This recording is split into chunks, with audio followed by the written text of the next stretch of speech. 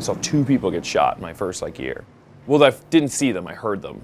I was like playing this game and it was just, you heard like pop, pop, pop. I went downstairs and there was a guy like holding his stomach and all these people were running in the opposite direction. So I was like, cool, the city. That's when I became obsessed with Philly.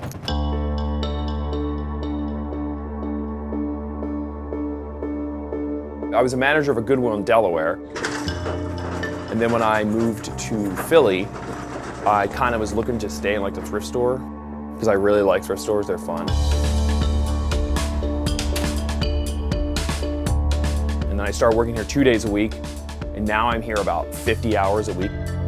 And I love this place. I like coming to my job. I like the people, I've made a lot of friends here. Garbage, garbage. Jerry Maguire is the most donated thing, by the way. Yeah, anytime anyone asks me.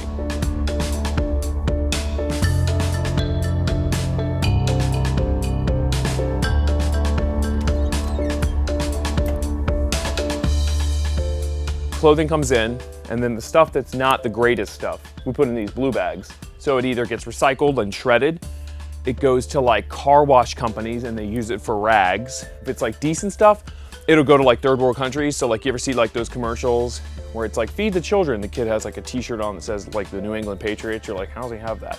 Comes from places like this. And then these bags over here is stuff that's okay. So the first Saturday of every month, this whole room opens up and people get to take as much as they want and put it in a bag and they fill it for like $5. You try not to throw anything out. Because you know, a lot of people will move and they're like, I don't want these clothes, and they just throw them in the trash. So instead of throwing them in the trash, bring them here and we will find something to do with them. This is all actual stuff that we're gonna sell. You can see that it never ends. I think on average we get like 150 to 200 bags of clothing a day. It's nuts. We have about 120 volunteers now. It's like the most amazing array of volunteers. You go up to the register and it's like this woman that worked in banking all of her life talking to this kid that has a green mohawk, and they're like friends. And you're like, where else do you see that besides like a creepy bus stop or something? Yeah, this place wouldn't run. If we didn't have volunteers, there was no way. I met my wife here. My wife was, that's another good part.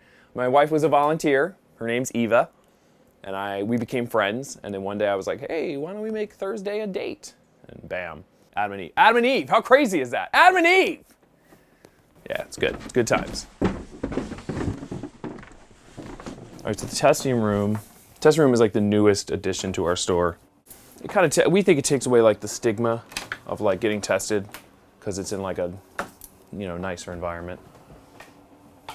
I certainly have never been tested, and then when I started working here, I was like, screw it, I'll do it, why not? So it's good, you know, it's a good thing.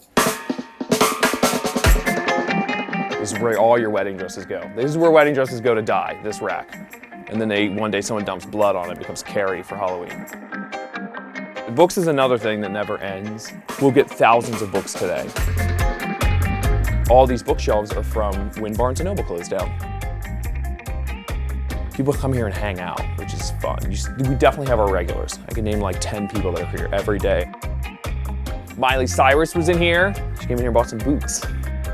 The story with the skull is that this woman, her like husband retired and he got it as like a gift from a museum. And then he died, sadly. And so she didn't want it in her house anymore. Or she murdered someone and she's getting rid of the evidence. We have a section upstairs, it's a dollar section. And that's the other good thing about the store. It's like people that can afford the clothing but just want it, and then people that actually need to go to thrift stores. I like it. I'm a fan of this store. Not a lot of people can say they like their job. I do.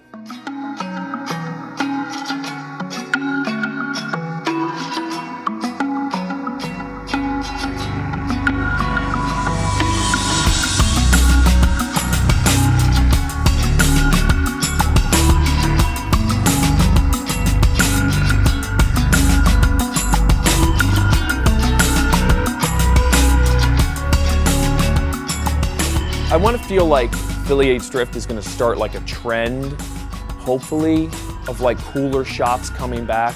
You know, you go down South Street and it's like, I don't want to say it, but it's like the same stuff.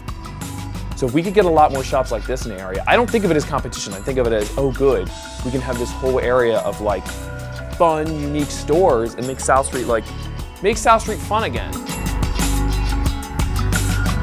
I don't know, the South Street culture I think is dying, but we can revive it with shops like this.